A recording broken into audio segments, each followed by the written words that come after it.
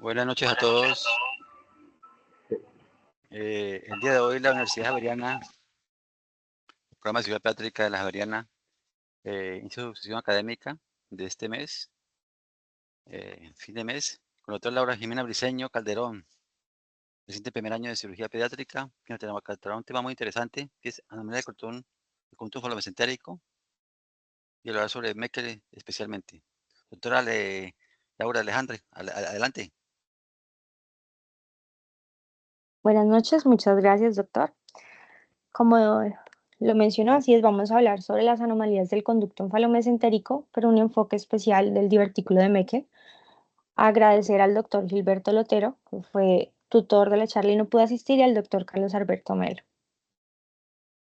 Bueno, inicialmente es importante tocar ciertos puntos importantes de la embriología, tener en cuenta que el saco vitelino va a ser la estructura que genera nutrición al embrión a través de la circulación vitelina. A nivel de la cuarta semana, este saco vitelino va a actuar como una extensión extraembrionaria del intestino primitivo.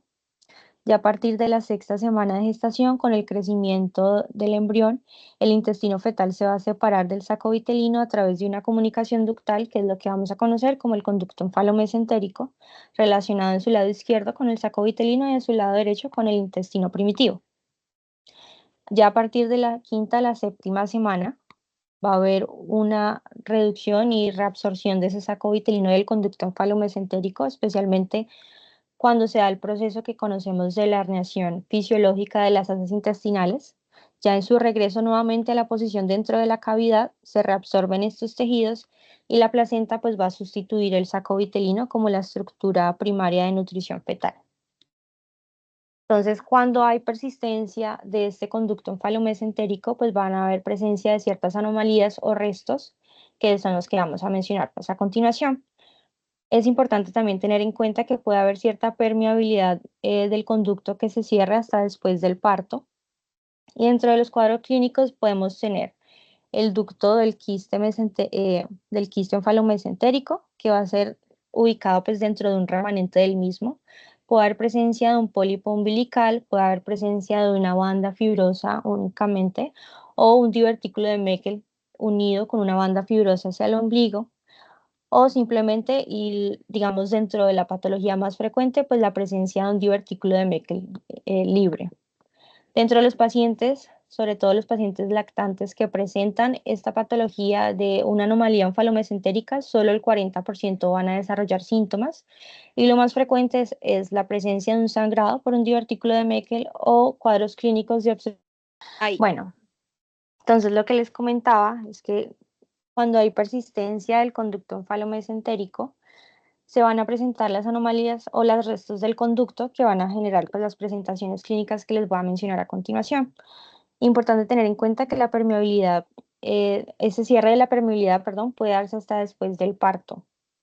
Dentro de los cuadros clínicos vamos a tener la persistencia de un quiste enfalomesentérico que va a estar dentro del remanente, el pólipo umbilical, pacientes con un cordón fibroso, una banda mesodiverticular que va a ser un remanente de la arteria vitelina, o pacientes con un divertículo de Meckel, que es la presentación clínica más frecuente, que puede estar libre o puede presentar una banda fibrosa unido a la región umbilical. Entonces, dentro de los pacientes que tienen anomalías del conducto enfalomesentérico, solo el 40% van a ser sintomáticos y la causa más frecuente va a ser por complicación de un divertículo de Meckel con sangrado o por la presencia de una obstrucción intestinal secundaria pues, a las bandas fibrosas. Entonces, primero vamos a tener la fístula enfalomesentérica. Esta se debe a un fracaso en la obliteración del conducto y va a permitir que haya una comunicación del ilion terminal con la piel. Solo el 10% de los pacientes van a ser sintomáticos y la clínica más frecuente es que hay secreción umbilical, ya sea de moco o una secreción fecal, que va a generar una excoriación periumbilical. En otros casos, dependiendo del calibre que tenga ese trayecto fistuloso, puede haber un prolapso de ilion que se va a ver como la forma de un par de cuernos, puede haber presencia de infección recurrente o en los pacientes neonatales cuando hay caída del cordón, lo que se puede asemejar a nivel del ombligo es la forma de un estoma, como se ve en la imagen inferior derecha. Para el diagnóstico, lo principal es el uso de la ecografía, un transductor lineal de alta frecuencia. Este nos permite, con un eje longitudinal, poder ver un trayecto que va desde la zona umbilical hacia el borde antimesentérico del ilio. Y cuando hacemos un diagnóstico ecográfico, pues en todos los pacientes en los que se determine que hay la presencia de una fístula onfalomesentérica, pues va a requerir de un tratamiento quirúrgico. La resección de esta fístula, lo ideal es hacer una incisión a nivel del surco umbilical en toda la unión mucocutánea, circuncidando la abertura del trayecto permeable.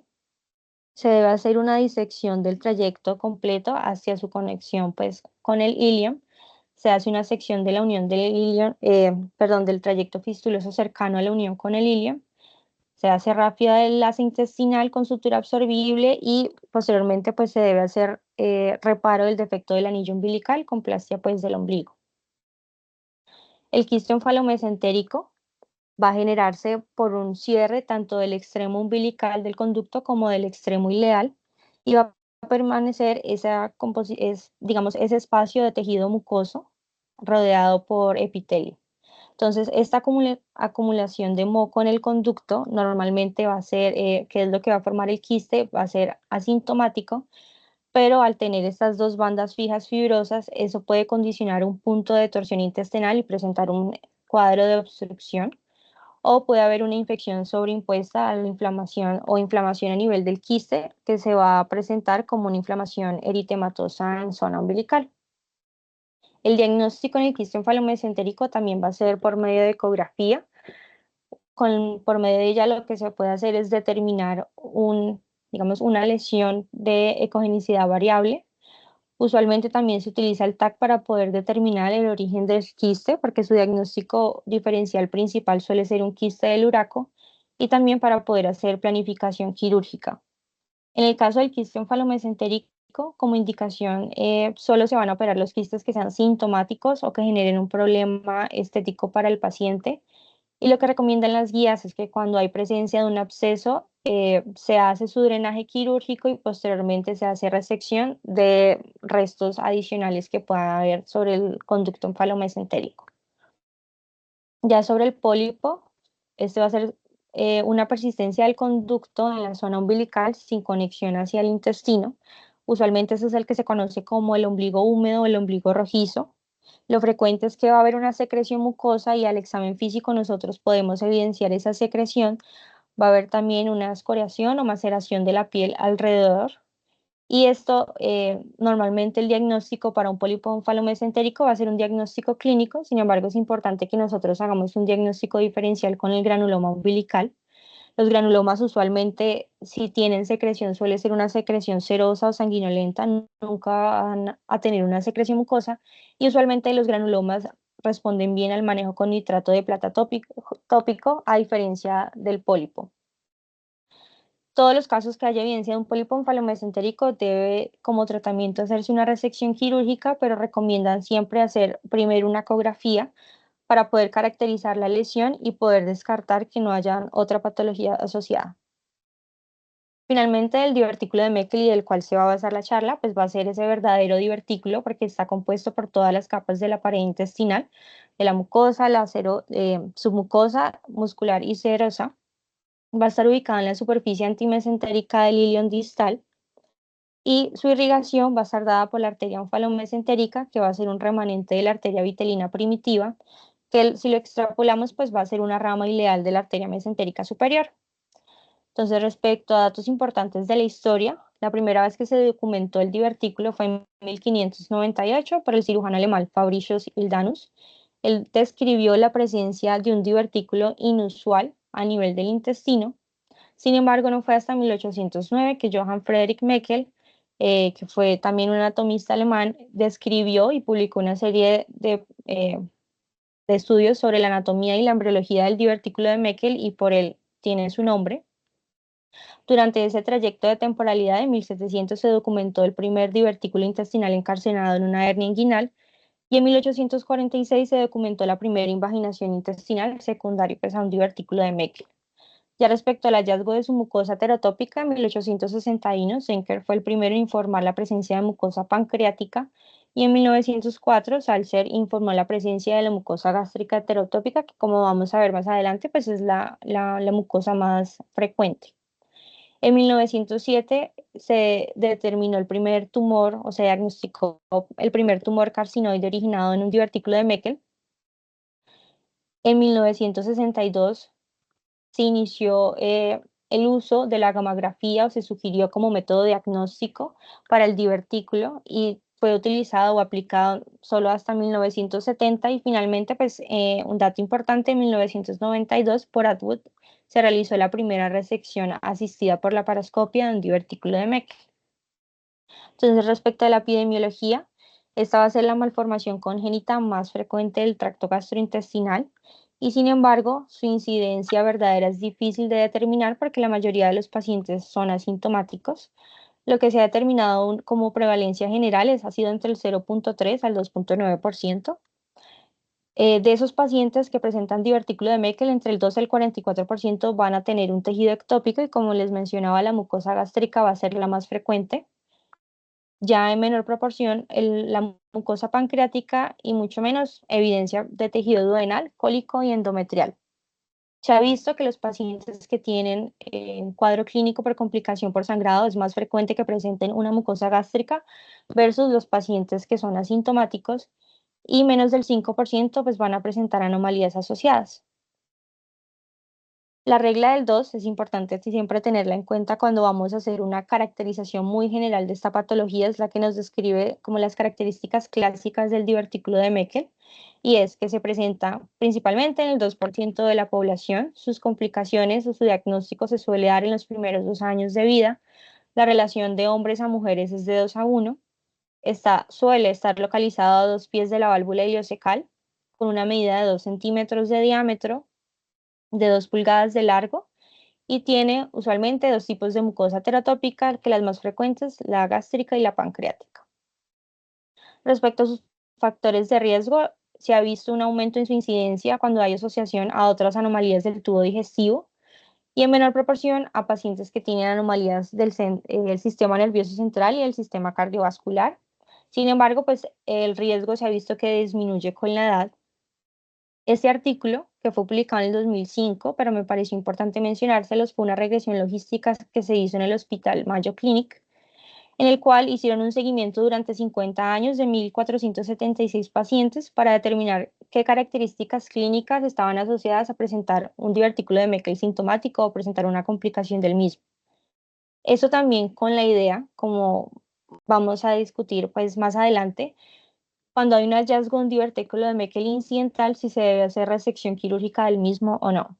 Entonces ellos determinaron al final, como resumen del artículo, 4 variables principales, y fueron: tener menos de 50 años, sexo masculino, una longitud del divertículo mayor a 2 centímetros, y la evidencia pues de un tejido histológicamente anormal.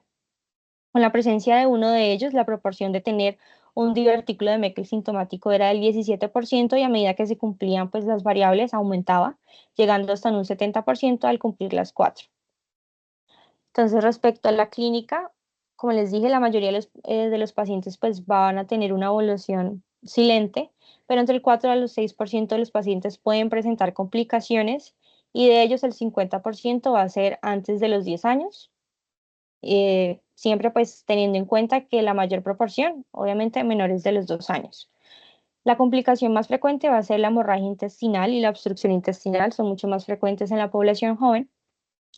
Y de tercer lugar vamos a tener la inflamación diverticular, que se suele presentar más en los adultos. Menos frecuente puede haber la presencia de una hernia de Litre, donde el divertículo puede herniarse a nivel de la zona inguinal, la zona umbilical o femoral. En los pacientes pediátricos suele ser más frecuente la hernia a nivel umbilical.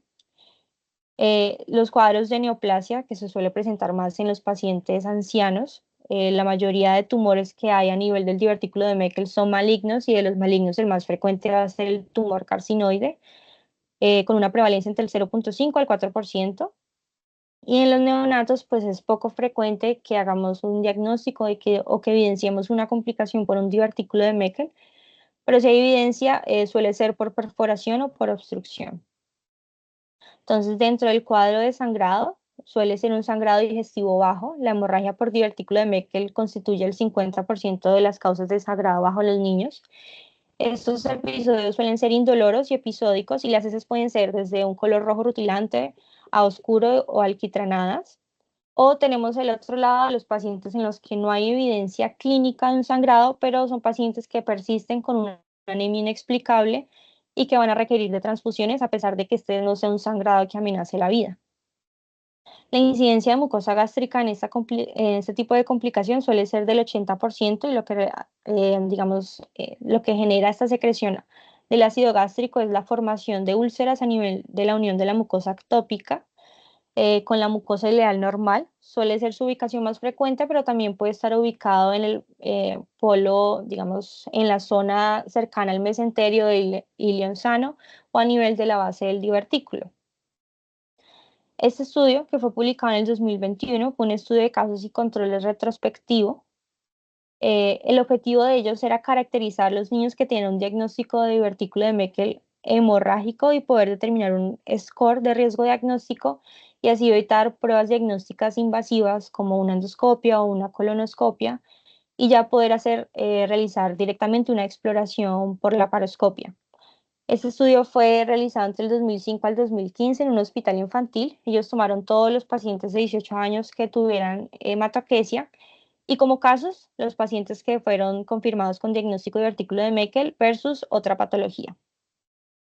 Se identificaron 215 pacientes, de ellos 42 tenían la presencia de un divertículo de Meckel y lo que se evidenció como diferencias clínicas significativas es que los pacientes con un sangrado de divertículo de Meckel suelen ser más jóvenes, tienen episodios de sangrado mucho más cortos y al ingreso suelen tener anemia y al examen físico son pacientes con palidez generalizada. Con esta caracterización clínica, ellos determinaron 6 variables predictivas para su score diagnóstico o score de riesgo diagnóstico y en ellos estaba la edad menor a 1 año, edad entre 1 a 3 años, la duración de un sangrado menor a 6 días, presentar un gran volumen sanguíneo del sangrado y eso lo determinaban ellos por llenar los pañales con heces con sangre o llenar la taza, tener una hemoglobina menor a 7 y un requerimiento de transfusión. Al hacer el análisis de estas variables, ellos determinaron un score de 6 o más puntos para tener una especificidad del 99% y un valor predictivo positivo del 96%. Sin embargo, ellos sí reconocen que la limitación pues, de su estudio fue, al ser un estudio retrospectivo, pues realmente lo ideal es poder evaluar este score de diagnóstico en una cohorte prospectiva. La segunda complicación pues, va a ser la obstrucción, la cual se puede generar por diferentes mecanismos. Podemos tener el desarrollo de una invaginación intestinal donde el divertículo actúa como ese punto de inicio patológico. Puede haber asociado un volvulo intestinal y es secundario a que el intestino se doble o se tuerce a través de las bandas fibrosas que actúan como un punto fijo. Si hay presencia de una banda mesodiverticular que va desde el divertículo hacia el mesenterio, puede haber presencia de una hernia interna de asa de intestino delgado. Puede haber también reporte pues, de hernia de litre o en el caso de los divertículos que son muy largos, pueden retorcerse sobre su propia base. Ya respecto al cuadro de inflamación, el mecanismo suele ser por la presencia de un tejido de mucosa heterotópico o por la obstrucción de la luz, como en los cuadros clínicos de apendicitis. Entonces, usualmente en estos pacientes puede haber obstrucción si hay estasis del contenido entérico, ya sea porque el cuello del divertículo es muy estrecho, la presencia de un enterolito, cuando hay evidencia de cuerpo extraño o tejido inflamatorio, o incluso la presencia de infecciones parasitarias o tumores. Entonces, en la clínica, el cuadro clínico es muy similar a un cuadro de apendicitis y por eso es el diagnóstico diferencial y suele ser en los pacientes en los que sospechamos una apendicitis y durante la valoración quirúrgica no evidenciamos pues el apéndice sano, es importante siempre descartar que no haya un divertículo de Meckel inflamado. Eh, y pues secundario a esta inflamación puede presentarse una perforación con signos de irritación peritoneal o la presencia pues, de la formación de un absceso en donde al examen físico pues vamos a poder palpar una masa.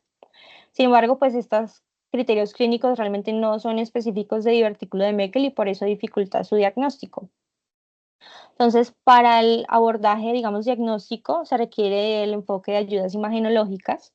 Me gustó este esquema que fue realizado por la Sociedad Radiológica de Norteamérica, en el cual ellos hicieron una regresión logística para poder determinar, según las características clínicas, el estudio de elección para cada patología. Como les mencioné al inicio, los cuadros de pólipos, quiste o fístula, lo ideal es poder realizar una ecografía para poder hacer un diagnóstico y en casos de planeación quirúrgica podría solicitarse el TAC. Y dentro de las complicaciones del divertículo de Meckel, en el caso del sangrado, como les voy a mencionar, el estudio ideal pues, va a ser la gammagrafía con pertecnetato. La ecografía y el TAC en episodio de sangrado realmente no va a generar, no, va a ser un estudio limitado para poder dar el diagnóstico. Esos suelen ser ideales cuando hay procesos inflamatorios en donde vamos a poder ver el engrosamiento de la mucosa del intestino.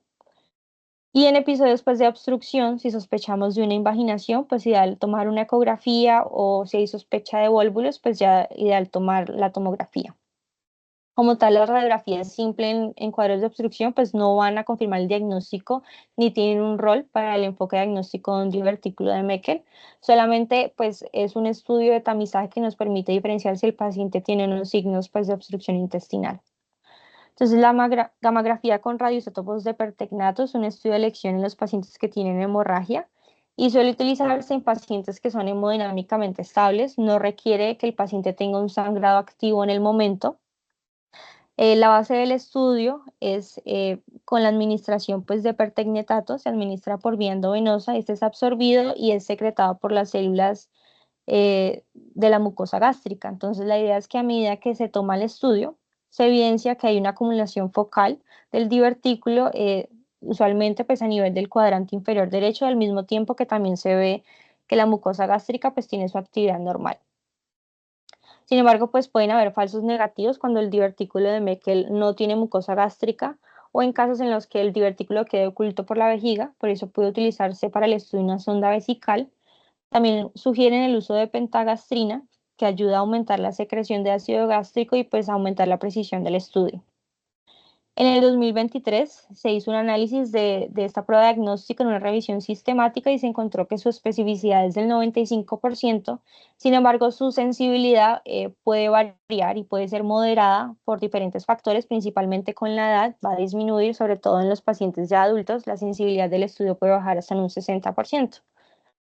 Otras pruebas diagnósticas que tenemos es la angiografía mesentérica. Esta se suele preferir en los pacientes que tienen una hemorragia aguda activa y en los cuales pues, se va a realizar algún procedimiento invasivo. El sangrado mínimo que se requiere para este estudio es de 0,5 mililitros por minuto y para el diagnóstico lo que se suele identificar es una rama anómala de la arteria mesentérica superior que se dirige hacia el divertículo.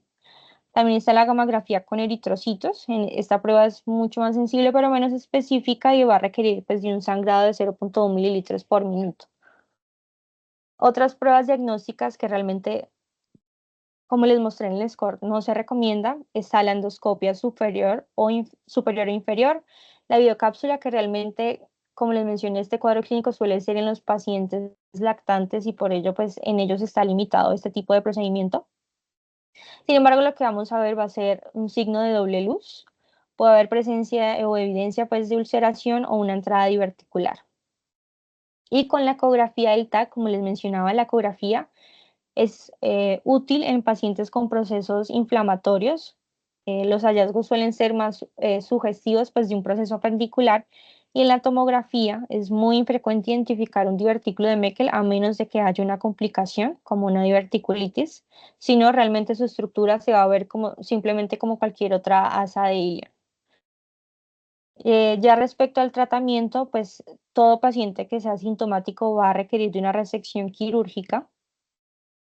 Y para su manejo preoperatorio, pues es importante que hagamos una corrección de sus alteraciones hidroelectrolíticas, realizar un manejo antibiótico preoperatorio por la manipulación de unas intestinal y en pacientes con anemia significativa, realizar transfusión.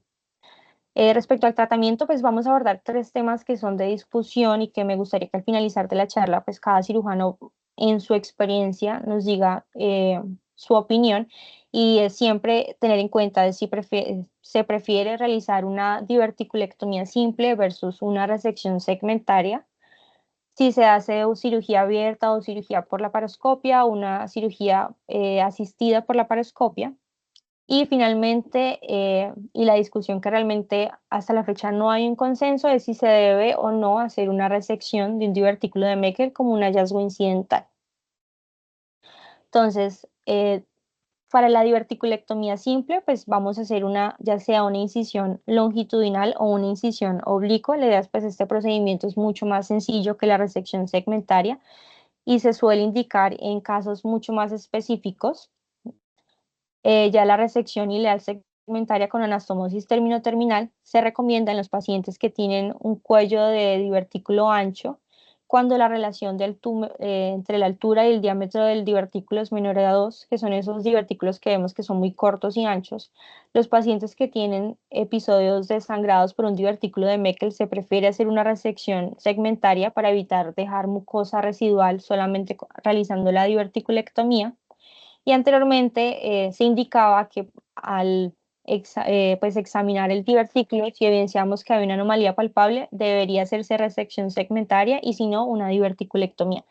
Sin embargo, este criterio ya se ha descartado. Se ha visto por publicaciones que digamos, la sensibilidad que tiene por hallazgo microscópico de que nosotros detectemos una anomalía palpable y haya mucosa gástrica es muy baja del 33%, entonces realmente estaríamos dejando por fuera muchos pacientes. Entonces, podemos hacer una técnica de cirugía abierta. El paciente pues va a estar bajo anestesia general en una posición supina. Se puede hacer una incisión transumbilical, infraumbilical medial o incluso está reportada una incisión transversa en la fosa ilíaca derecha. La idea pues de la incisión es hacer una incisión aproximadamente de 5 centímetros. Se hace una disección por planos hasta ingresar a la cavidad peritoneal para realizar exploración e identificación de la lesión. Previo a hacer la resección como del divertículo, la resección segmentaria, pues es importante ya sea con compresión manual o con pinzas intestinales, poder reducir el contenido que hay en ese componente del asa intestinal para evitar que haya, cuando hagamos la resección, un derrame pues accidental de ese líquido ileal a nivel de la cavidad. Entonces, respecto a la diverticulectomía, lo que se hace es un reparo del ilion con puntos de sutura al lado y lado del divertículo y se hace sección, ya sea con bisturí o electrocauterio, en una incisión que puede ser longitudinal o oblicua. La idea es poder abarcar toda, digamos, la base del divertículo sin llegar a, pues, a comprometer como tal la base del mesenterio. Posterior al mismo, se sueltan las suturas y la idea es hacer una sutura transversal para evitar la estrechez de la luz intestinal y finalmente pues hacer cierre por planos de la cavidad. Cuando, digamos, otra alternativa que recomiendan es que cuando el divertículo tenga un cuello estrecho y vamos a hacer una diverticulectomía, sugieren colocar una pinza arterial curva para evitar una incisión longitudinal y así no estrechar la luz del asa intestinal y colocar los puntos de sutura debajo de la pinza previo a hacer la disección y posteriormente pues igual hacer una sutura transversal. Ya con la técnica por la paroscopia vamos a tener igual pues la idea de la, digamos, preferencia de este método que puede ser tanto diagnóstico y terapéutico, es que cuando tenemos la sospecha perioperatoria del diagnóstico como tal de un divertículo de Meckel, pues podamos hacer un procedimiento mínimamente invasivo para confirmarlo. Y podemos, igual, el paciente va a estar bajo anestesia general en posición supina. Cuando realizamos una técnica intracorpórea, la colocación de los puertos va a ser un abordaje similar a como hacemos una apendicectomía por la paroscopia. Se puede utilizar una cánula umbilical de 10 o 12 milímetros y dos cánulas de 5 o 3 milímetros a nivel del cuadrante inferior izquierdo. Ya respecto a la técnica extracorpórea asistido por la paroscopia, pues igual suele hacer esta prueba con un único puerto umbilical, se localiza el divertículo y se extrae a través del ombligo. Y este tipo de técnica se suele preferir en los pacientes lactantes o en los niños pequeños en los que la cavidad abdominal pues es mucho más pequeña y pues tiene limitación para su manejo. Entonces, por medio de técnica de la paroscopia también podemos hacer una diverticulectomía. En ella pues se recomienda el uso de la endograpadora lineal. Igual recordar que siempre se logra hacer una sección completa de toda la base diverticular, pues para evitar que quede tejido de mucosa residual y pues siempre tratando pues de evitar no generar una estrechez de la luz del intestino. Ya si se decide realizar una resección segmentaria, podemos hacerla también con la grapadora lineal, hacer sección del intestino proximal y distal, o puede hacerse la resección por el método extracorpóreo.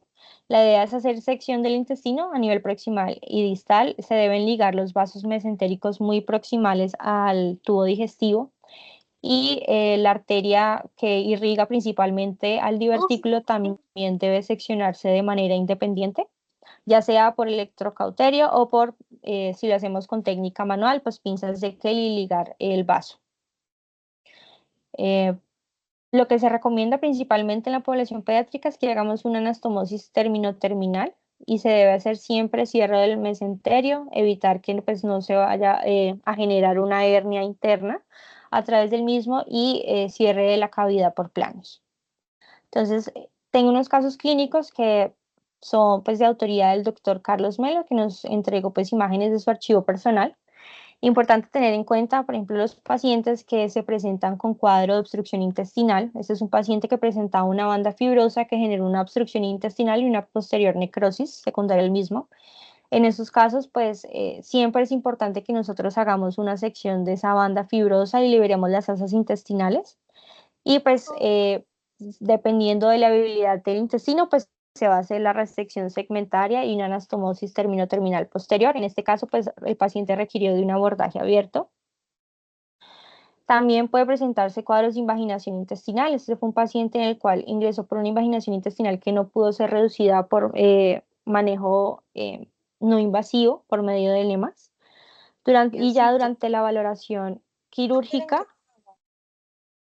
qué pena, pueden silenciar los micrófonos. Durante la valoración quirúrgica se requirió pues, de una decompresión manual. Al hacer la misma fue posible identificar el divertículo de Meckel y zona pues, de isquemia a nivel intestinal y se requirió pues, hacer una resección igual segmentaria del ilion con una posterior anastomosis terminal. Este siguiente caso, que fue, digamos, me parece importante mencionarles, este fue un caso de resección segmentaria asistida por la laparoscopia con puerto único. Fue un paciente que se valoró y se ingresó con sospecha diagnóstica de apendicitis aguda. Sin embargo, durante la valoración clínica intracorpórea, perdón, intraoperatoria, se veía que el apéndice estaba sano. De momento que no sé por qué se ve, voy a volverlo a iniciar porque no sé por qué se ve así de lento.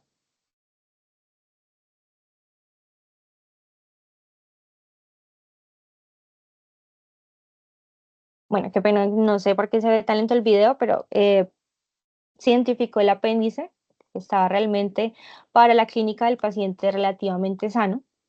Como se realizó una técnica de puerto único, se hizo extracción del apéndice por técnica extracorpórea.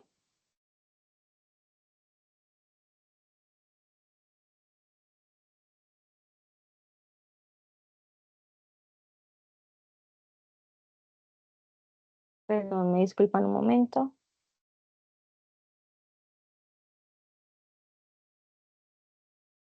Bueno, se hizo sección con seda y se seccionó pues, el apéndice con bisturí. Al no evidenciar una causa clara de su cuadro clínico, se hizo valoración de la cavidad encontrando el divertículo de Meckel inflamado. Y para extraerlo se hizo, como les comentaba, se hace una incisión, por la misma incisión umbilical se agranda para poder hacer una extracción extracorpórea del divertículo de Meckel.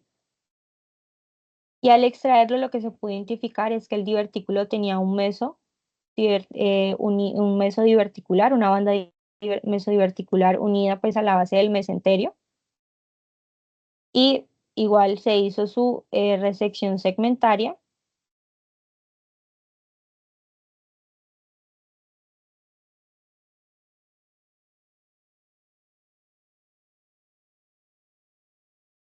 Les pido disculpas que no sé si puede hacer por el internet, pero el video no está corriendo bien. Ahí evidenciamos la banda y finalmente pues se hizo resección del mismo con una anastomosis posterior terminal.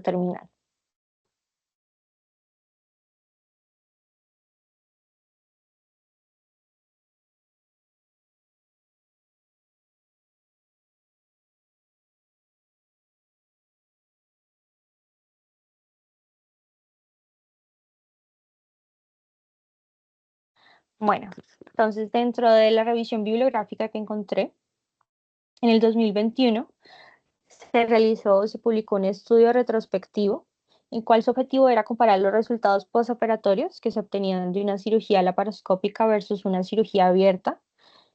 Este estudio fue realizado en el año de 2012 a 2018 y se tomaron todos los pacientes menores de 18 años con un diagnóstico confirmado por histopatología de divertículo de Meckel. La idea de que ellos tenían era como evidenciar si había alguna diferencia entre cada procedimiento. Entonces, los datos fueron obtenidos de base de datos nacional del Colegio Americano de Cirujanos. Identificaron 681 pacientes, de los cuales 267 fueron llevados a resección por laparoscopia, 295 requirieron de una cirugía abierta y 119 requirieron de una conversión de cirugía laparoscópica a cirugía abierta en un 31%. Con los hallazgos que ellos obtuvieron del estudio, no evidenciaron de manera global ninguna diferencia significativa respecto a la morbilidad. Sí se encontraba que los pacientes con cirugía abierta pues, eran pacientes con una asa mayor, con mayores complicaciones, con requerimiento de intubación orotraqueal. Sin embargo, la diferencia de morbilidad entre cada procedimiento no fue significativa, el tiempo quirúrgico fue muy similar y sin embargo, lo que sí evidenciaron como reporte importante es que la cirugía por laparoscopia disminuía la estancia de tiempo hospitalaria. Ellos que recomendaban que probablemente pudo haber un sesgo en las conversiones quirúrgicas, porque era posible que, digamos, que se estuviera realizando una técnica asistida por laparoscopia y no necesariamente la conversión fuera decidida a nivel intraoperatorio, pero estos hallazgos no eran, no los podían diferenciar ellos pues al analizar los resultados. Como conclusión, ellos pues determinaban que la cirugía laparoscópica pues tenía el beneficio respecto a la cirugía abierta por reducir pues la estancia hospitalaria. Esta revisión sistemática, publicada en el 2020, se realizó con el objetivo de determinar el riesgo de la diverticulectomía por laparoscopia versus la resección asistida por laparoscopia. En él se analizaron 11 estudios que hacían referencia a 248 pacientes, se tomaron todos los pacientes menores de 18 años. Se lograron identificar 133 pacientes que fueron sometidos a una diverticulectomía por laparoscopia y 115 que requirieron pues, de una resección segmentaria asistida por laparoscopia. Dentro de los resultados, identificaron 11 complicaciones. Según la clasificación de Clavin-Dindo,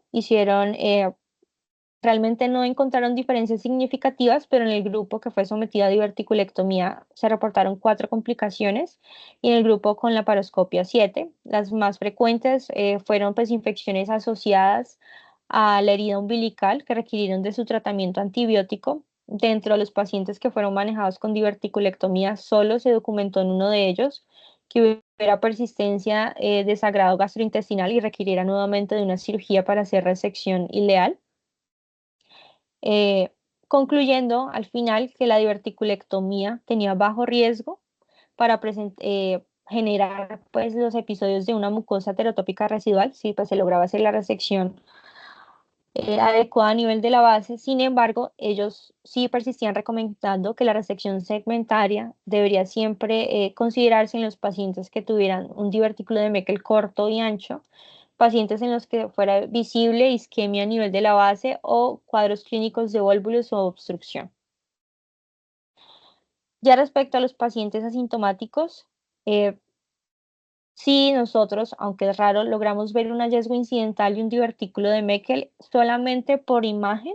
Como ejemplo, si se llega pues, a evidenciar en un procedimiento endoscópico, no va a requerir o no está indicado, perdón, el manejo quirúrgico. Ahora, es diferente cuando nosotros evidenciamos a nivel intraoperatorio un hallazgo incidental de un divertículo de Meckel y el manejo de si se debe resecar o no, pues está controvertido y realmente no hay un consenso. Este estudio que se publicó en este año fue una revisión sistemática que su objetivo era ese mismo, determinar si estaba justificada la resección de un divertículo de Meckel que no era sintomático y que se determinaba por un hallazgo incidental. Hicieron una revisión de estudios desde el 2000 al 2023, tratando de determinar complicaciones a corto y a largo plazo, establecer pues potencial de malignidad, establecer criterios sobre seguridad operatoria, y lo que hicieron fue analizar 42 estudios. Entonces, ellos, ¿qué encontraron? Encontraron que realmente en cada publicación era difícil agrupar los criterios de complicaciones a corto y largo plazo porque era muy heterogéneo la categorización y la nomenclatura. Así que lo que ellos hicieron fue determinar una tasa de morbilidad global del 5,7%. Respecto a tasas de mortalidad, a nivel de los 42 estudios que ellos encontraron, 5 de ellos estaban asociados a un cuadro de divertículo de Meckel, más no eran secundario al procedimiento quirúrgico. Se evidenció pues de los artículos que estaban en contra de la resección, su justificación era que las complicaciones del procedimiento quirúrgico eran mayores respecto a las complicaciones que podría presentar el divertículo de Meckel. Sin embargo, en esos pues, estudios lo que ellos analizaban era el riesgo completo de todo el procedimiento quirúrgico, pero hay que tener en cuenta que ya el paciente está siendo sometido a una cirugía y su cirugía primaria no va a ser el divertículo de Meckel, entonces ya de por sí hay un riesgo quirúrgico y lo que se debería hacer en esos estudios es poder determinar ese riesgo adicional que genera hacer la resección diverticular, pero pues no está realmente documentado. También hay justificaciones de los, digamos, de los grupos que están en contra, es haciendo un ejemplo con respecto a realizar o no una apendicectomía en un paciente que se aborda por otra causa. Sin embargo, pues esto no es comparable porque el apéndice nos sirve como una estructura para una futura cirugía reconstructiva, a diferencia pues divertículo de Meckel. Y ya respecto a los digamos al grupo que sí está a favor, el reporte a favor es documentado que ya en la actualidad pues es mucho más seguro el procedimiento quirúrgico, es menos invasivo, hay mayor seguridad con la anestesia. También reportaban sobre el riesgo de malignidad, aunque es muy poco, como vimos anteriormente. Sí, ese riesgo pues puede aumentar con la edad. Y finalmente lo que ellos pues determinaron es que a pesar de que la presentación de un divertículo de Meckel incidental es muy esporádico, y es muy variable. Ellos sugieren, según el análisis de la evidencia, que hay pues un favoritismo al hacer una resección del divertículo, pero no pueden hacer directrices definitivas del manejo. Entonces, siempre digamos que a pesar de que se favorece la resección, pues no, realmente la decisión va a estar a cargo de cada cirujano y de individualizar a cada paciente. Ya respecto a las tasas de complicaciones, pues digamos, posterior al procedimiento quirúrgico, se están reportadas hasta en un 5%, puede haber infección del sitio operatorio, fuga anastomótica, puede haber presencia de una obstrucción intestinal por bridas posoperatorias, la presencia de un hilio o un sangrado de la herida. Y respecto a la mortalidad, pues que se ha documentado es del 0,001%, o sea, realmente es muy baja. Y eso sería todo. Muchas gracias. Laura, muchas gracias por la excelente presentación y revisión. Quisiera escuchar al público, a los hermanos que hay aquí en el auditorio, muchos con mucha experiencia, su experiencia y sus comentarios. Muchas gracias. Adelante. Gracias.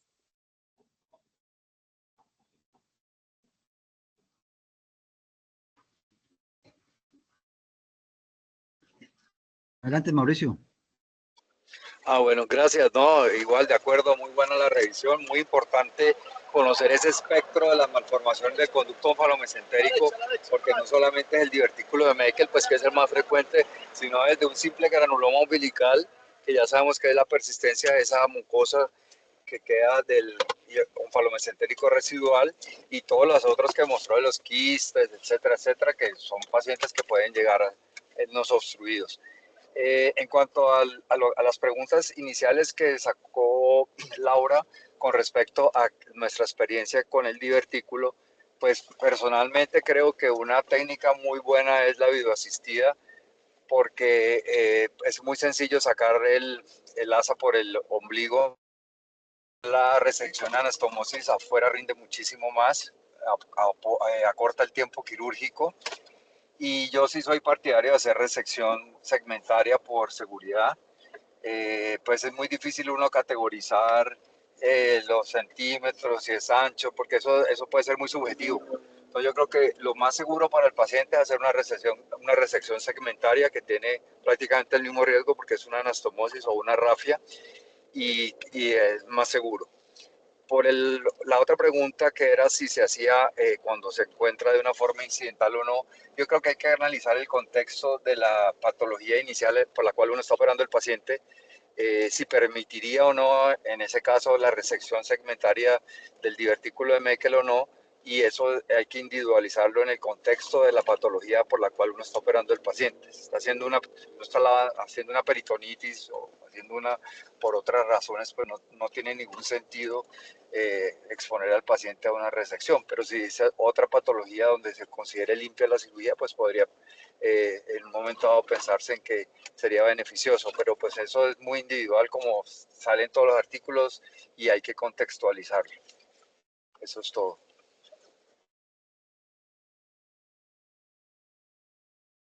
¿Algún otro comentario del público?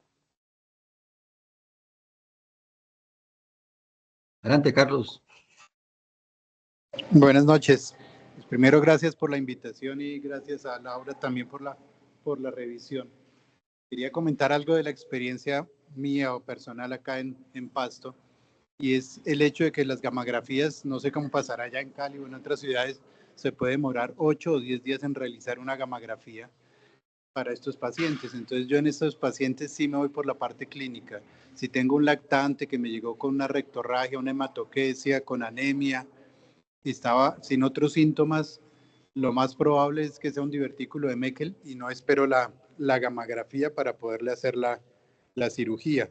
Y a estos pacientes pues los llevo por la paroscopia para hacer la búsqueda del divertículo, y si hay que hacer la resección, pues hacer la resección asistida, no la hago por la paroscopia, sino por el ombligo. Entonces ahí sí me guío más por la clínica que por la gamografía.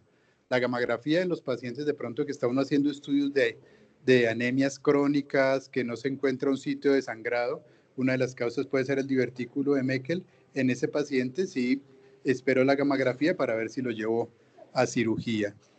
Y personalmente estoy haciendo diverticulectomías en los casos que decía Laura, en los que, o sea, que la base no es más de 2 centímetros, que no es por sangrado. A veces he encontrado pacientes que llegan por obstrucción y el segmento no está isquémico, les hago la diverticulectomía, si no les hago la resección y la anastomosis terminal. Gracias, Carlos, por el comentario. Juan Dueñas, adelante. Buenas noches. Felicidades a Laura.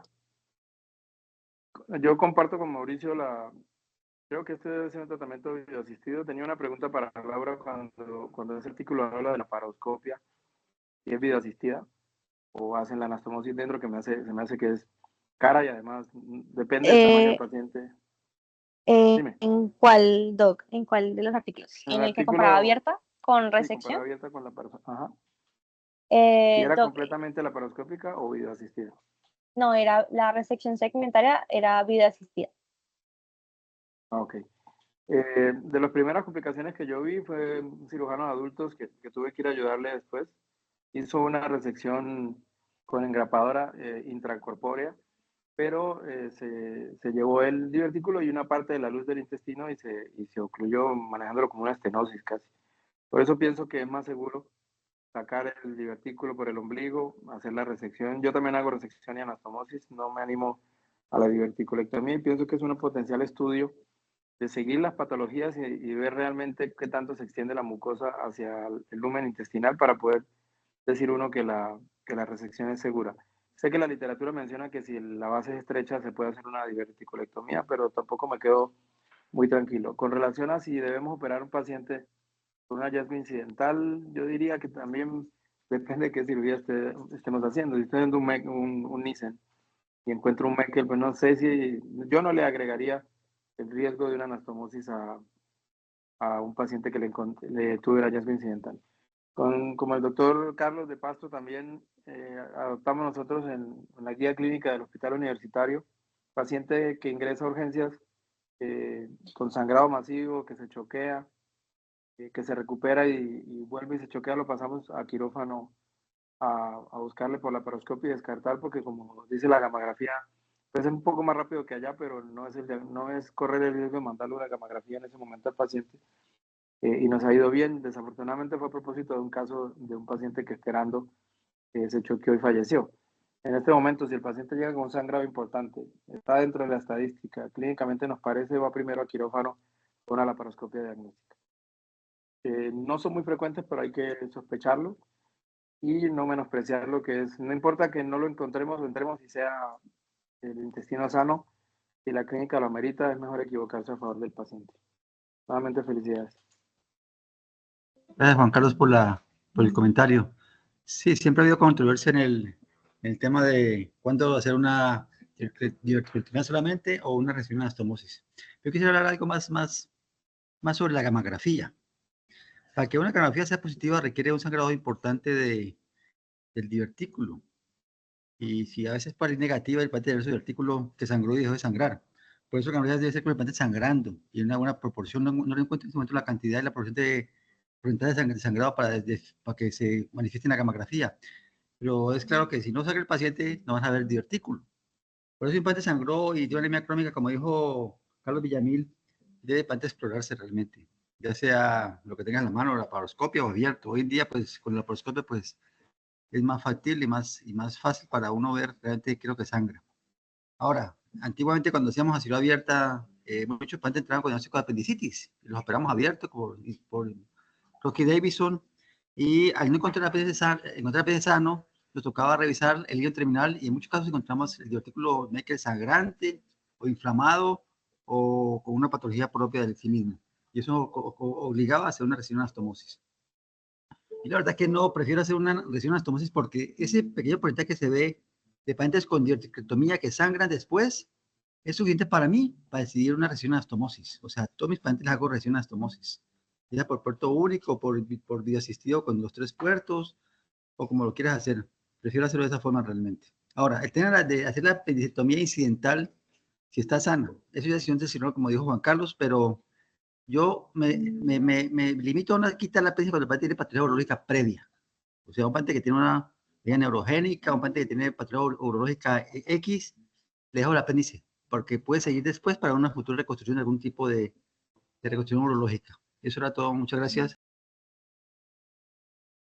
Si no hay más comentarios, pues damos para terminar la sesión. Agradecer a todos por asistir a esta reunión de la sociedad, de la sesión de la Universidad Javeriana de Cali, el servicio y el programa de residencia de ciudad pediátrica de la Universidad Javeriana de Cali. Muchas gracias a todos, muy amables. Muchas gracias, Laura, muchas gracias a todos.